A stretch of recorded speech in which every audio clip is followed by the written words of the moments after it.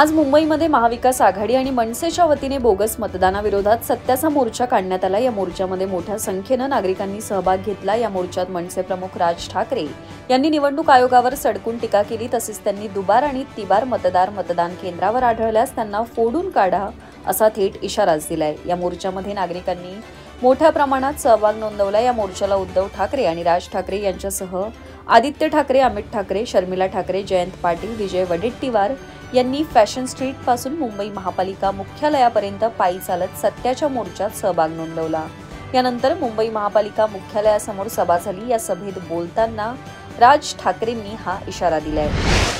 पुण्यात पुन्हा एकदा टोळी युद्धाचं सावट निर्माण झालंय। कोंढवा परिसरात झालेल्या भयंकर हल्ल्यात गणेश काळे याच्यावर अज्ञात हल्लेखोरांनी गोळीबार करून आणि कोयत्याने वार करून निर्घुणपणे हत्या केली आहे। प्राथमिक माहितीनुसार मृत गणेश काळे हा समीर काळे याचा भाऊ असून समीर हा सोमा गायकवाड टोळीतील सक्रिय सदस्य आहे। पोलिसांच्या प्राथमिक तपासानुसार समीर काळे याने स्वनराज आंदेकरच्या खुनात वापरलेली पिस्तुले मध्य प्रदेशातून आणली होती। सध्या समीर काळे कारागृहात असून त्याचा भाऊ गणेश याची आज हत्या करण्यात आली आहे। या दोन्ही घटनांमध्ये परस्पर संबंध असण्याची शक्यता तपासली जाते। कोल्हापुरातील गंगावेश तालमीत सराव केलेला आणि महाराष्ट्र केसरी किताबाचा विजेता आंतरराष्ट्रीय कुस्तीपटू सिकंदर शेख याला पंजाब पोलिसांच्या CIA पथकानं शस्त्र तस्करी प्रकरणी अटक केलंय। पपला गुर्जर टोळीला शस्त्र पुरवठा करणाऱ्या गुन्हेगारी साखळीचा भांडाफोड करत पोलिसांनी 4 जणांना पकडलं, ज्यात सिकंदरचा समावेश आहे। या कारवाईत 5 पिस्तुले, काडतुसे, सुमारे 2 लाख रुपये रोख रक्कम आणि 2 वाहनं जप्त करण्यात आली आहेत। खरड पोलीस ठाण्यात आर्म्स ऍक्ट अंतर्गत गुन्हा दाखल करण्यात आला असून तपास सुरू आहे। मतदार याद्यातील घोळ बाहेर काढण्यासाठी महाविकास आघाडी आणि मनसेनं सत्याचा मोर्चा काढला। या मोर्चात महाविकास आघाडी आणि मनसे पक्षातील नेते मंडळी मोठ्या प्रमाणात उपस्थित होते। राष्ट्रवादी काँग्रेसचे सर्वेसर्वा शरद पवार देखील उपस्थित होते। भाषणावेळी त्यांनी मतदानाचा अधिकार टिकवायचा असेल तर मतभेद विसरून एकत्र यावं लागेल असं म्हटलंय। सातत्याने सत्तेचा गैरवापर केला जातोय, या सगळ्या गोष्टीला तोंड द्यावं लागेल। राजकीय मतभेद असू शकतात, पण या सगळ्या गोष्टी विसरून आपल्याला एक व्हावं लागेल। लोकशाहीचा अधिकार जतन करावा लागेल असं शरद पवार म्हणाले। शिवसेना पक्षप्रमुख उद्धव ठाकरे म्हणाले, अर्जदारांनी पुन्हा एकदा आपली नावं तपासावीत। अर्ज व्हेरिफिकेशनसाठी एका व्यक्तीचा अर्ज आला होता, मी तो अर्ज वाचला असता अर्जाच्या शेवटी उद्धव बाळासाहेब ठाकरे असं नाव लिहिलं होतं असं ठाकरे म्हणाले। याच दरम्यान त्यांनी पुढे सांगितलं की हा प्रकार सक्षम नावाच्या ॲपवरून करण्यात आलाय। हा सर्व प्रकार मतदार यादी हॅक करण्याचा प्रयत्न असल्याचा संशय आहे। माझ्या सकट माझ्या कुटुंबातील सदस्यांची नावं मतदार यादीतून वगळण्याचा प्रयत्न केला गेला आहे का असा प्रश्न निर्माण होतो, असा संशयही उद्धव ठाकरे यांनी व्यक्त केलाय।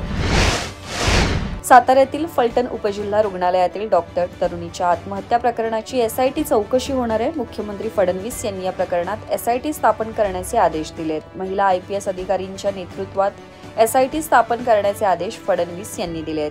डॉक्टर तरुणीच्या आत्महत्या प्रकरणावरून सध्या राज्यातील राजकारण चांगलंच तापलंय। या प्रकरणात दररोज नवनवे खुलासे समोर येत आहेत। या सगळ्यात मुख्यमंत्री फडणवीस यांनी या प्रकरणाची निष्पक्ष चौकशी होईल आणि दोषींपैकी कोणालाही सोडलं जाणार नाही असं आश्वासन दिलं। यंदा मान्सूनच्या परतीच्या काळात महाराष्ट्राच्या अनेक भागांना जोरदार पावसाचा तडाखा बसलाय, तरी देखील राज्यात ऑक्टोबर महिन्यातील सरासरी एवढाच पाऊस झालाय। 1 ते 31 ऑक्टोबर या कालावधीत महाराष्ट्रात 77.7 मिलीमीटर पावसाची नोंद झाली असून ती सरासरीपेक्षा सुमारे 5% अधिक आहे। कोकणात सरासरीपेक्षा अधिक तर राज्यातील इतर भागात सरासरी पावसाची नोंद झाली आहे। या वर्षीचा ऑक्टोबर हीट मात्र नागरिकांसाठी चांगलाच त्रासदायक ठरला। हवामान खात्याच्या अंदाजानुसार ऑक्टोबरच्या उष्णतेचा परिणाम नोव्हेंबर महिन्यातही दिसू शकतो आणि यंदा थंडीचं प्रमाण तुलनेने कमी राहण्याची शक्यता आहे।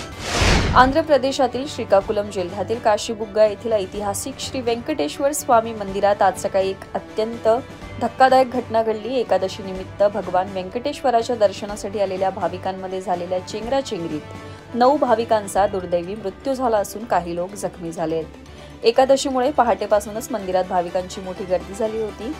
दर्शनासाठी आत प्रवेश मिळवण्यासाठी भाविकांची झुंबड उडाली, ज्यामुळे अचानक चेंगराचेंगरीची परिस्थिती निर्माण झाली। यात अनेक भाविक खाली कोसळले आणि गर्दीच्या रेट्यात चिरडले गेले। घटनेची माहिती मिळताच स्थानिक पोलीस आणि प्रशासकीय अधिकारी तातडीने घटनास्थळी दाखल झाले। जखमींना तातडीने रुग्णालयात हलवण्यात आलं असून त्यांच्यावर उपचार सुरू आहेत। आज छत्तीसगड त्यांच्या 25 वर्षांच्या प्रवासात एक महत्त्वपूर्ण टप्प्यावर पोहोचत असताना ही नवीन विधानसभा राज्यातील जनतेला समर्पित करण्याचा मान त्यांना मिळालाय। छत्तीसगडच्या जनतेचे आणि राज्य सरकारचे अभिनंदन। छत्तीसगडच्या दृष्टिकोनातून ते बांधण्याचा संकल्प आणि नंतर त्या संकल्पाच्या पूर्ततेतून ते प्रत्येक क्षणी छत्तीसगडच्या परिवर्तनाचे साक्षीदार राहिले आहेत, असं प्रतिपादन पंतप्रधान नरेंद्र मोदी यांनी केलं। मोदी यांनी शनिवारी रायपूरमध्ये छत्तीसगड विधानसभेच्या नवीन इमारतीचं उद्घाटन केलं, त्यावेळी ते बोलत होते। भारताचा स्टार टेनिसपटू रोहन बोपन्ना यांनी अखेर आपल्या 20 वर्षांहून अधिक काळ चाललेल्या गौरवशाली कारकिर्दीला पूर्णविराम देत निवृत्तीची घोषणा केली आहे।